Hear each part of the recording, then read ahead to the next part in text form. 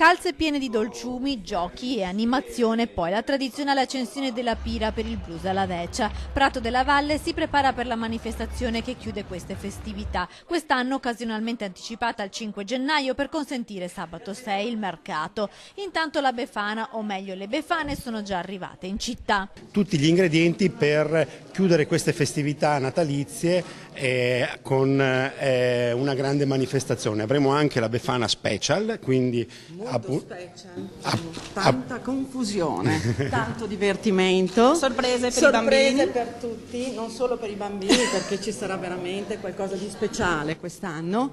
Siamo davvero delle mamme e Befane special. Per tutto il pomeriggio verranno serviti poi cioccolata calda e vin brûlée con un'offerta minima che sarà devoluta alla casa di fuga per le donne vittime di violenza del comune di Padova. Realizzatori e animatori della grande pira saranno come sempre i vigili del fuoco. E anche quest'anno, ormai da 15 anni, siamo impegnati in questa attività, la facciamo con la felicità nel cuore, la felicità di portare, come dire, un po' di allegria ai bambini del Padova e provincia. L'accensione puntuale alle 18 nel Lobo davanti Santa Giustina, uno spettacolo irrinunciabile nonostante i dati allarmanti sulla qualità dell'aria. Il comune però rassicura padovani e spettatori.